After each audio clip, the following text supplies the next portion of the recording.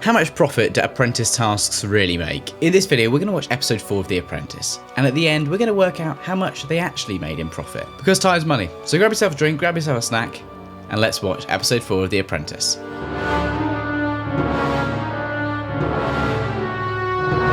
Good morning. Joey credit. Fuck off, please. I also feel like I have to put myself up PM again. She's built herself an identity that she needs to be project manager. So she has to keep putting herself forward. She can't keep being project manager. Give someone else a chance. Good morning.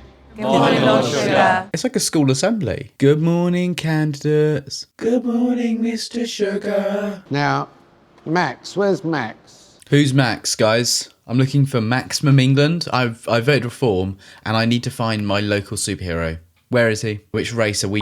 Who doesn't love potatoes? If you'd have me, I'd love to be PM. Who votes for Mia? Mia does seem to be like super switched on. She's demonstrated ability. She's demonstrated likability. Let me know in the comments who you think's going to win. We are trying to make the most amount of profit here. Yeah, like, do you want to have a sit-down meal or do you want to have something relatively light? The costing perspective is what probably worries me the most about the sausage and mash. So I'm going to take the lead on this. I'm going with sausage and mash. Oh, I love Nadia. She is fantastic. I think part of that is just her absolute self-belief. I think creates a sense for her that she has to take charge, that no one else is able to make the kind of decision that she knows that she needs to make. And so it ends up she's bulldozed. The rest of the team think, let's do these potato skins. They'll be amazing. We can load them up. They'll be lovely. And Nadia's gone straight in and gone, no, I actually think sausage and mash. And I think that self-belief is really important to be in this process. But it does need to be tempered just a little bit by your team and listening to them, especially as project manager. You know, your manager, not my way or the highway. Oh, I'd like to make some profit. Yeah, let's sell something really cheap and easy, potato skins. Yeah, people love that. Yeah, fantastic.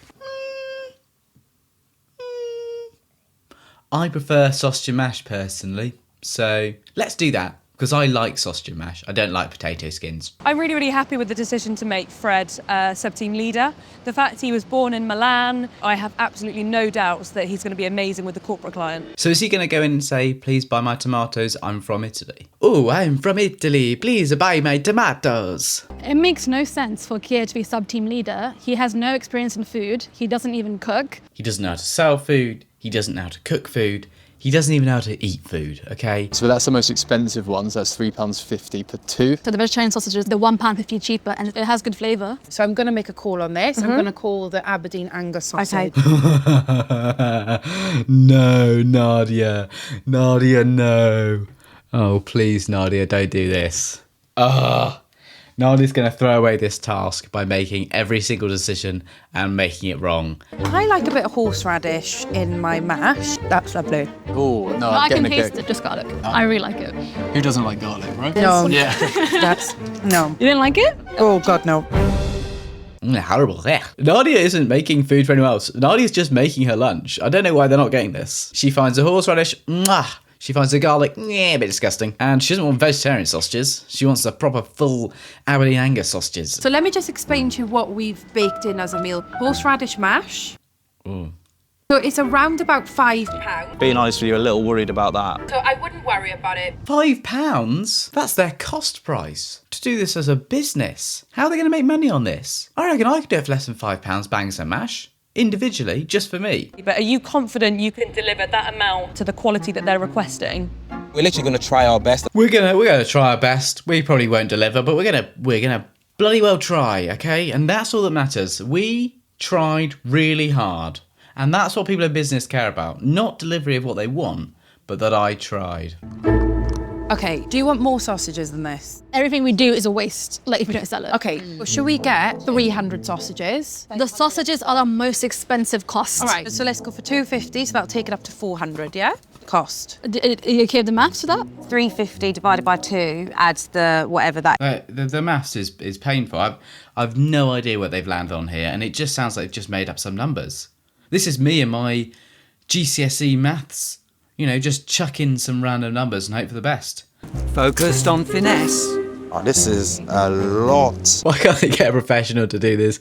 This is not a useful business skill for any of them. That's not a business. This is cooking. The only lesson from this is you can't promise something you can't deliver. I don't think they even considered that they couldn't do it because they had no idea how difficult it was going to be. This is impossible. You're not going to be able to stand there and measure 55 grams of like 100 kg of, like, it's impossible. Famously, when you get to 100 kilograms of potatoes, you can't actually measure them anymore. It's just one of those things that's it's just not possible to do. You're going down, you're going half, you're going half. Does that make sense?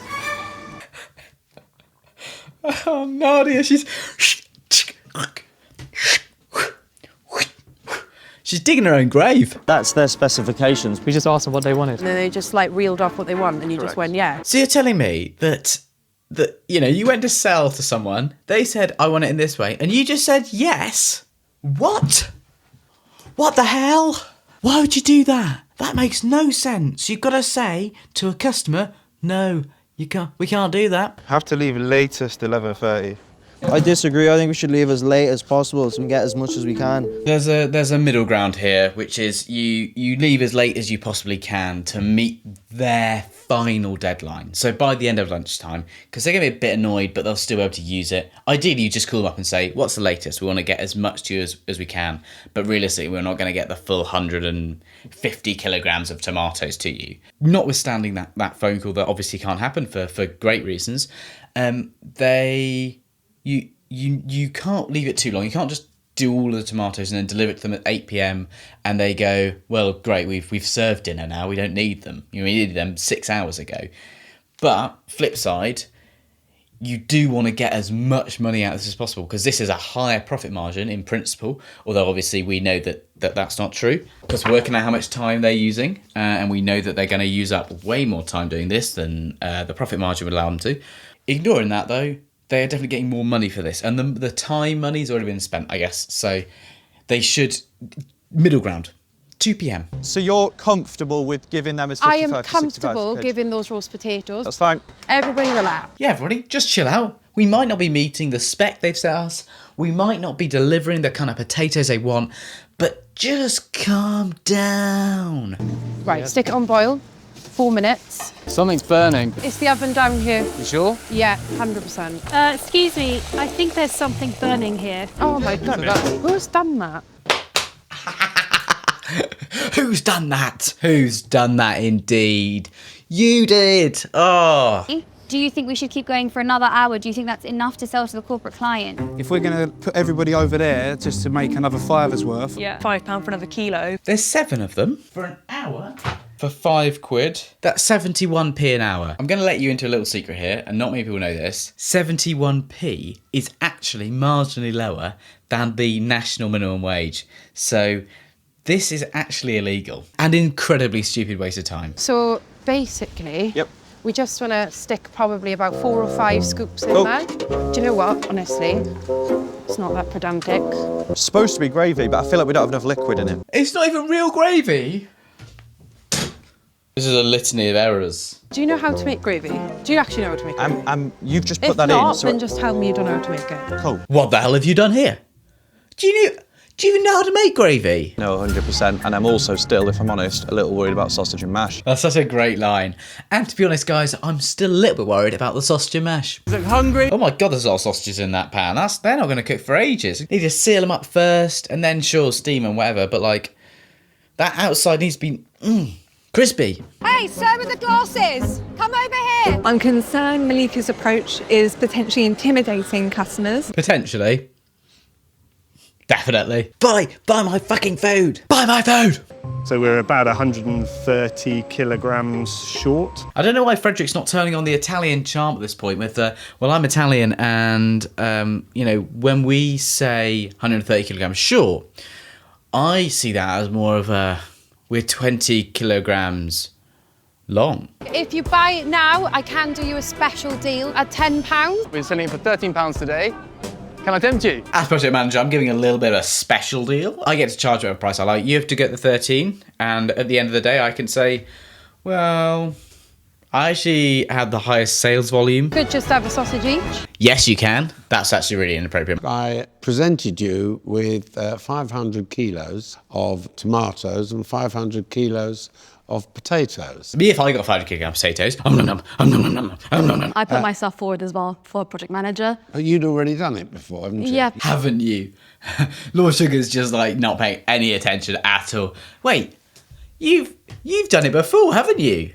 I recognise you. Come on, Lord Sugar, back to the care home. You're fired. You're fired. But fundamentally, I wanted to produce the sausage for the masses. Yes, I do. The calculation was done by Chisola, actually, and I take accountability for writing on the sheet, so it's with me. It was someone else's fault. I want to make that very clear.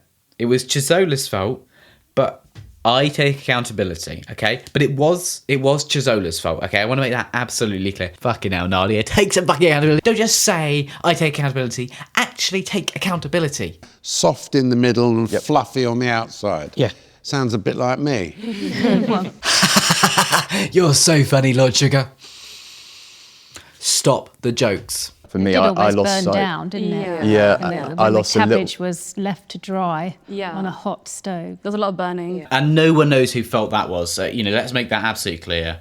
We have no idea who put the cabbage there. Someone did. It might have been the same person who started the cooking of Keir's gravy that he messed up. Any particular reason? I have a passion for catering. She came from Greece. She had a passion for catering. De-seeding was a big job, and I think it's quite easy to say, oh, dicing was hard. It is hard, but equally, I'm familiar with dicing. I'm not very familiar with de-seeding a tomato. It's not rocket science, Johnny. Come on. Not familiar with de-seeding. I don't like this attitude at all, okay? Yes, it was a bit stupid of Johnny to say, and I think he wanted to say something. Fair enough.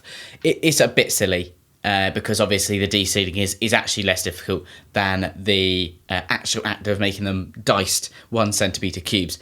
But what I would say is the reaction here is so kind of the eye rolling from Tim. It's just so downward looking. It's really kicking someone when they're down. I think that's crazy, Jordan, because Frederick shouted at you across the kitchen. Is that an environment you would prefer to work in rather than someone that's trying to create a positive environment?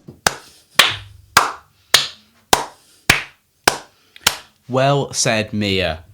And well done for clapping back there, because it would have been easy to be like, oh, no, it's nothing. Absolutely right.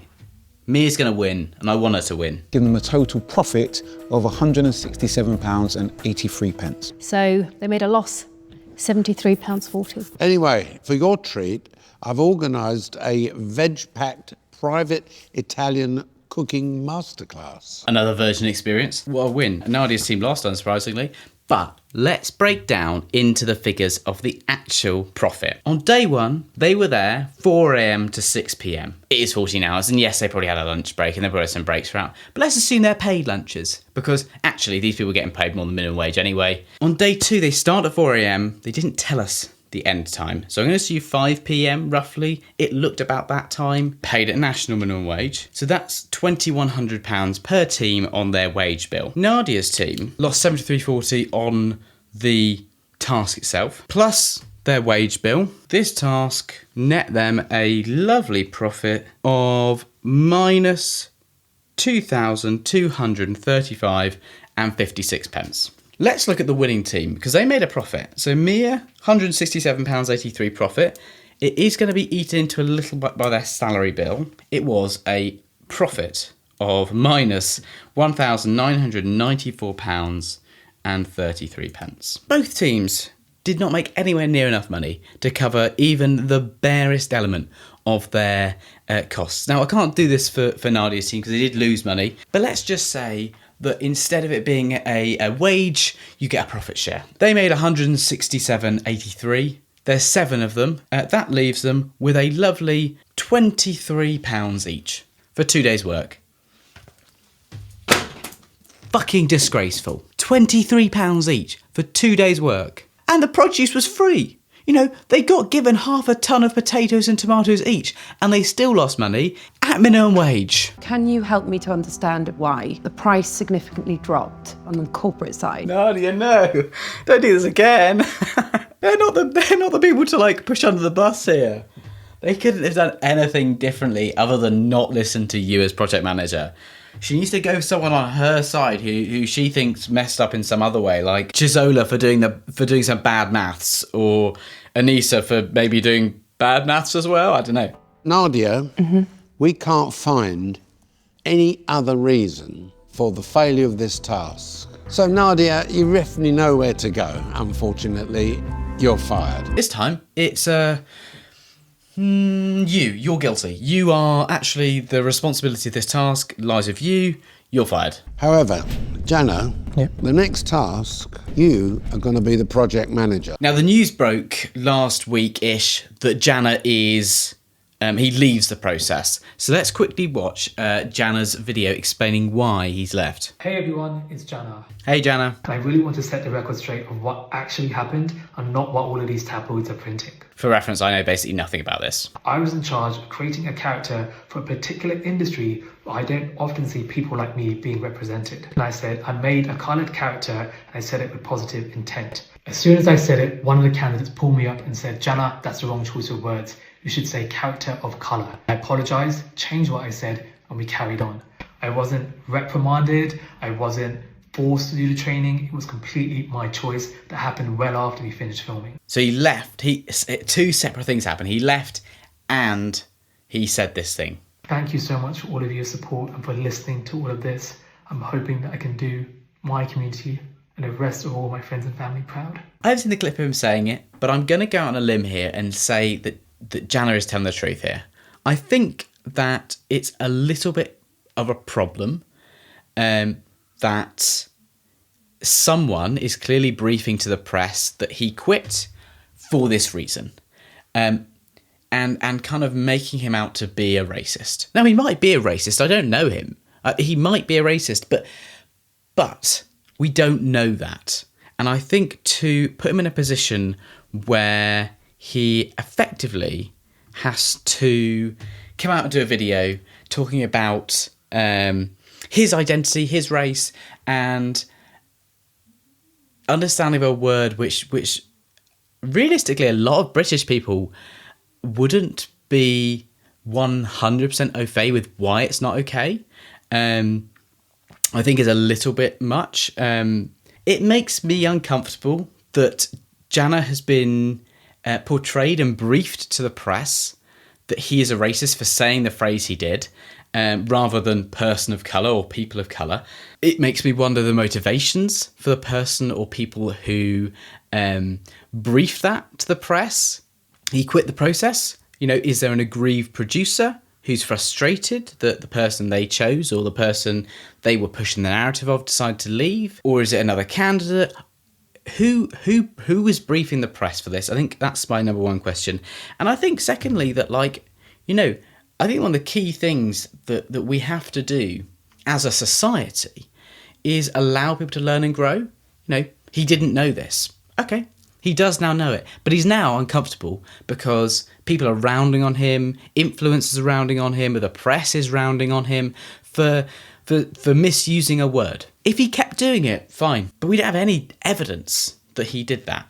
And I think that's where my problem lies, is we don't actually know that he's a racist. All we know is he said this phrase, which he himself has accepted, he said, didn't understand, and has done something about it, has actually addressed it.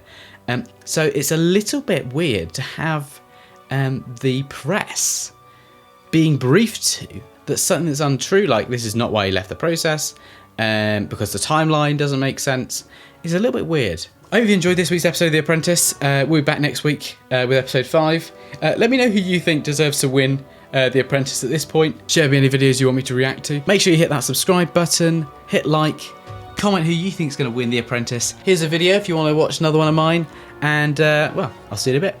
Bye!